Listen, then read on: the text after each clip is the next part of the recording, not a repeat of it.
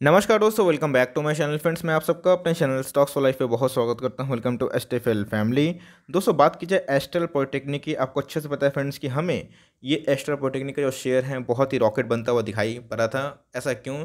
तो इसमें हमें बोनस की न्यूज़ देखने को मिली थी। दोस्तों, बात की जाए रिकॉर्ड डेट तो हमें 19 तारीख को देखने को मिल चुके थे, लेकिन एक्स डेट दोस्तों कंफर्म हो चुके हैं। तो कौन सी तारीख को लेने से आप बोनस के लिए एलिजिबल होंगे, नंबर वन। और नंबर टू दोस्तों, अगर आप लिए हुए हैं, आपको मैंने बताया था कि साइकोलॉजी को यूज़ करिए। बहुत ऐसे लोग हैं जिन्होंने 2000 के लेवल पे इसको बेच डाला था, बिकॉज बहुत रैली हो गई थी उधर। फ्रेंड्स, मैंने 2500 का टारगेट दिया था और आज हमें दोस्तों 2501 का लेवल दिखाई पड़ रहा है। इधर से फ्रेंड्स टारगेट 350 रुपये मुझे अब दिखाई पड़ रहा है। इसके पीछे का साइकोलॉजी समझने की कोशिश करिए। दोस्तों, ट्रेडिंग की बात की जाए, बहुत जगह पे, बहुत चैनल पे आपको फ्री ऑफ कॉस्ट मिल जाते हैं। मीन्स इंडिकेटर की मैं बात बोल रहा हूँ। बहुत लोग इंडिकेटर सीखने के बावजूद भी लॉस में क्यों रहते हैं, इवन 90%, क्योंकि फ्रेंड्स वो साइकोलॉजी यूज़ नहीं करते हैं। और मैं आपको साइकोलॉजी सिखाने की कोशिश करता हूँ कि बायर्स क्या सोचते हैं। लेकिन दोस्तों, मैं आपको इधर पे अलर्ट भी करना चाहता हूँ कि अगर आप अपनी SLA काम नहीं करते हैं या फिर एक भावना में बह जाते हैं, आपको दोस्तों ये स्टॉक अच्छा खासा नुकसान पहुंचा सकता है। तो वैसा मैं क्यों बोल रहा हूँ, इसके पीछे क्या लॉजिक है, इधर पे इंडिकेटर क्या हमें डायरेक्शन दे रहे हैं। चलिए फ्रेंड्स, बहुत ही लर्निंग वीडियो होने वाली है और ऐसी वीडियो होगी जो आपने कभी नहीं देखी हो। चैनल फर्स्ट टाइम होंगे, सब्सक्राइब कर सकते हैं इसे क्वालिटी कंटेंट को सबसे पहले एक्सेस करने के लिए। Now without dealing any for time, let's begin. तो गाइस, एस्ट्रल के बारे में डिस्कस करूं तो बहुत ही क्वालिटी स्टॉक है और मेरा कोर पोर्टफोलियो का स्टॉक है। मेरा एवरेज बाइंग प्राइस 911 दिखाई पड़ रहा था।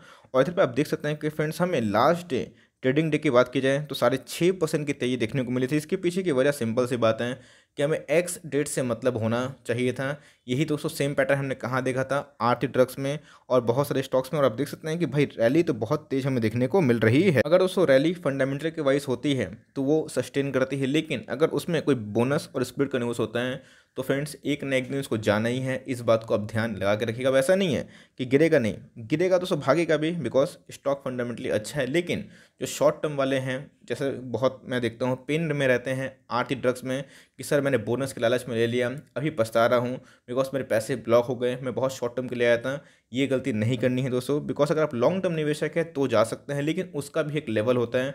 और टेक्निकली बात की जाए तो भाई स्टॉक बहुत ही ज़्यादा भाग चुका है और फ्रेंड्स इधर पर हाई रिस्क कैटेगरी में ये स्टॉक जा चुका है। तो सबसे पहले दोस्तों, जो बोनस की डेट है वो देखना बहुत ही इंपॉर्टेंट है। तो हमें क्या देखने को मिल रहा है, पहले रिकॉर्ड डेट आए थे 19 मार्च। अब दोस्तों हमें बोनस लिस्ट देखने को मिल रहे हैं 18 मार्च। मैंने बताया हुआ था कि 2 दिन पहले आप उम्मीद कर सकते हैं कि आप खरीदते हैं तो एलिजिबल हो जाएंगे।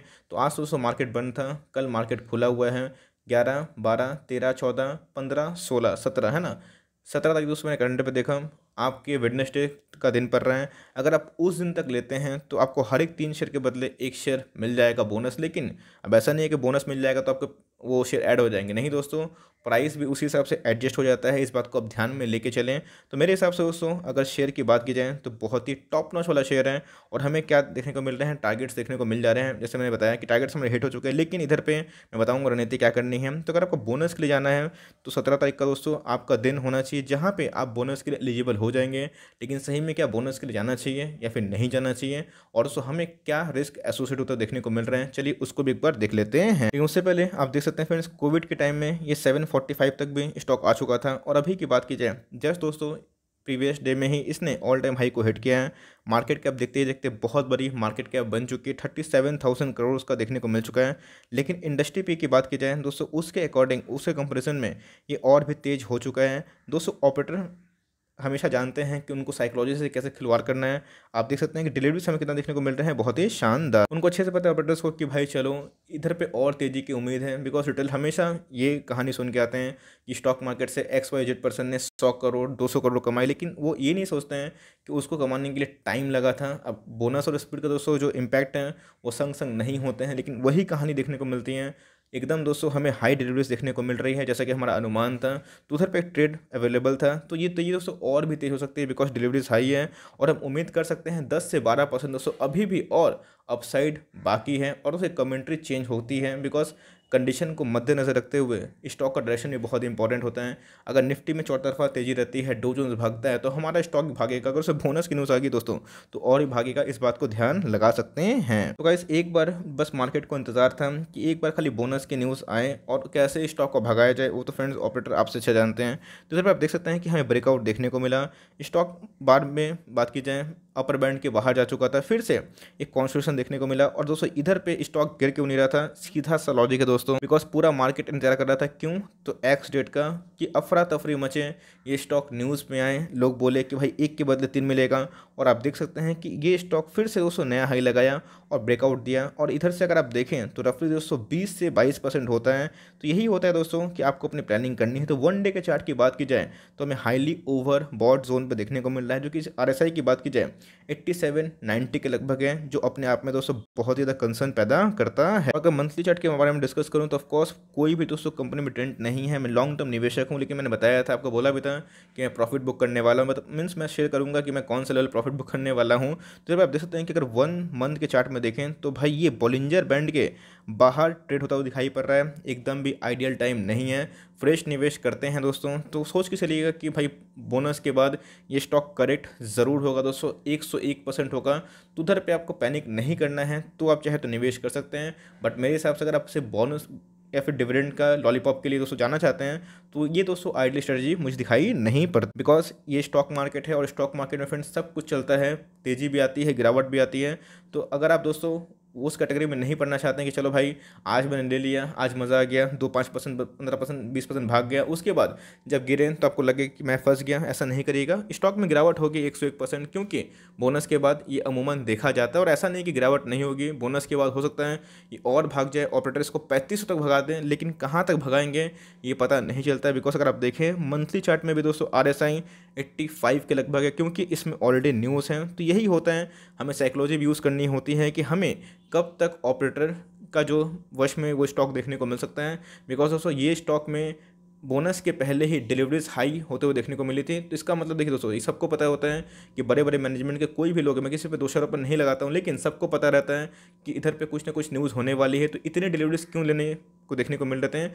क्योंकि ज़रूर कुछ बड़ा होने वाला था। इधर पे कोई अगर बाद में एक्शन लेते हैं तो वो फंसेगा। मेरे हिसाब से जहाँ पे बहुत न्यूज़ है वहाँ पे आपको अवॉइड करना चाहिए। और मैं अपनी बात करूँ मीन्स आपको बताऊँ दोस्तों, तो जी हाँ, मैं 30% जो प्रॉफिट है वो बुक करने का सोच लिया हूँ। मेरा जो बाइंग प्राइस है वो 911 के लगभग है। और दोस्तों मैं बहुत लॉन्ग टर्म निवेशक हूँ, लेकिन ध्यान रखिएगा स्प्लिट के बाद अगर मुझे लगता है कि मेरा जो स्टॉक है बहुत ही इलॉजिकल भाग गया है, हर दिन स्टॉक भागे जा रहा है और पिछले 1 महीना में 50% से ऊपर टर्न देखने को मिल चुका है, तो भाई मैं प्रॉफिट को बचाना भी ज़रूरी समझूंगा। और जी नहीं दोस्तों, मैं 70% को उसको बहुत लॉन्ग टर्म के लिए होल्ड करूंगा।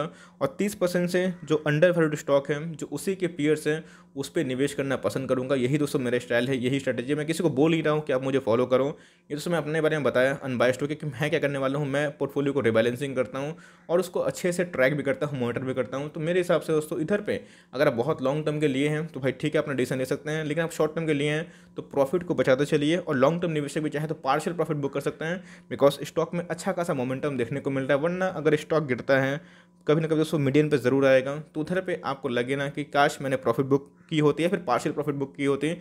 मैं आपको पूरा करने के लिए नहीं बोल रहा हूँ, मैं आपको साइकोलॉजी समझा रहा हूँ, जिस साइकोलॉजी से फ्रेंड्स हमने इंडिया मार्ट को आपको सुपर हिट कॉल दिया था। यही अपडेट थी फ्रेंड्स, जहाँ पे मैंने बताया कि आपको थोड़ा सा अलर्ट होना चाहिए, जहाँ पे आप थोड़ा सा साइकोलॉजी यूज़ करके, थोड़ा सा गणित लगा के अपना कर सकते हैं प्लानिंग।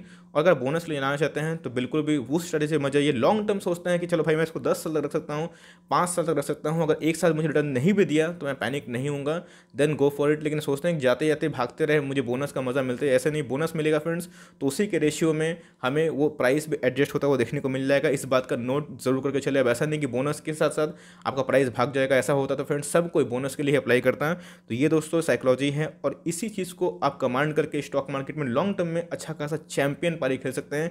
तो आई होप दोस्तों ये वीडियो आपको बहुत ही सीख आया, आपको सीखने को मिला दोस्तों। तो एक लाइक कर दिएगा, चैनल फर्स्ट टाइम होंगे तो सब्सक्राइब भी कर दिएगा। फर्दर कोई डाउट है उसको ड्रॉप करना ना भूलें। और एक चीज़ और दोस्तों, अगर आप क्या करने वाले हैं इस चीज़ से सीखने के बाद, अगर बिगिनर है तो करने क्या वाले हैं, सही में जाएंगे या फिर नहीं जाएंगे, प्रॉफिट बुक करने का सोच रहे हैं, फिर कुछ प्रॉफिट बुक नहीं करके लॉन्ग टर्म के लिए छोड़ेंगे, क्या करने वाले हैं, ज़रूर दोस्तों अपने राय को साझा करें। मुझे देखना है कि आप सब भी क्या सोचते हैं, बिकॉज आप सबसे भी कभी ना कभी मुझे बहुत कुछ सीखने को मिलता भी है। तो गाइस मिलते हैं जल्दी ही, तब तक के लिए bye. Thanks for watching friends, God bless you all.